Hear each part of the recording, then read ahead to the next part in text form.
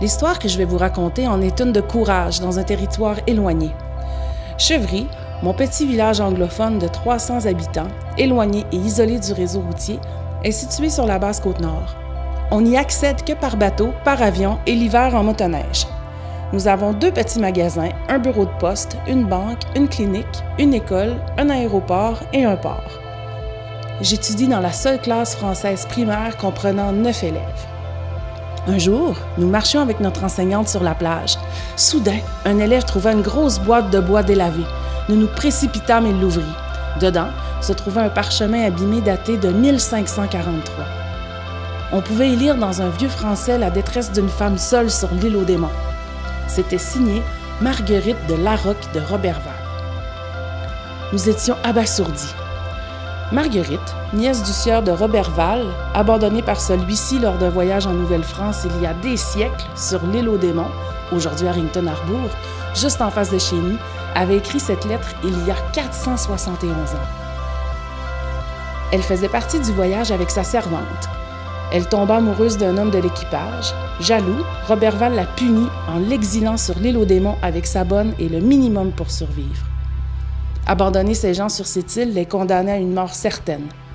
Son amant mourut, sa servante, puis son enfant qu'elle avait eu sur l'île. 2 ans plus tard, 2 pêcheurs basques la sauvèrent et elle rentra en France. Pour comprendre ce qu'elle a vécu, nous sommes allés sur l'île en bateau-taxi pour voir la grotte. Nous avons marché jusqu'à la grotte, le point le plus haut de l'île. Escaladant des marches escarpées, nous l'imaginions en train de s'agripper au rocher pour y arriver. Un sentiment d'admiration s'empara de nous. Le panorama était magnifique. Marguerite devait être émerveillée, également terrifiée. L'océan semblait sans issue. De là, elle voyait tous les bateaux qui passaient et avait une vue sur toute l'île. Comment a-t-elle survécu? En observant les environs, nous avons vu des petits fruits, des traces d'animaux, des arbres, des espaces cultivables et des sources d'eau potable. Donc, elle pouvait manger, chasser, cultiver, se chauffer et se loger. Dans cette grotte, un autre parchemin s'y trouvait.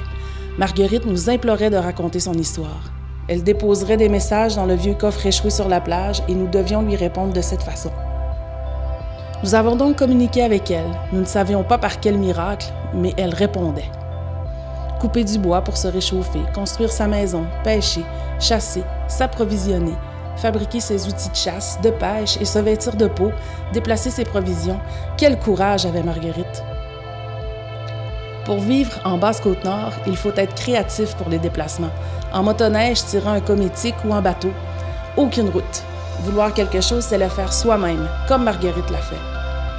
Même si la technologie est toujours présente dans nos vies, nous chassons et pêchons pour conserver les traditions. Tous adorent ça. Ici, on laisse la nature faire son boulot. Marguerite, son passage est passé inaperçu. Sûrement la première femme européenne à mettre au monde un enfant en Nouvelle-France.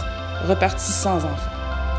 Peut-on lui dire que le bruit des flots claquetant sur les roches, le souffle du vent du large nous rappelant son périple, nous donne du courage et de la fierté de vivre au milieu de nulle part. Je suis nord-côtière de la Basse-Côte-Nord et je le déclare en toute dignité.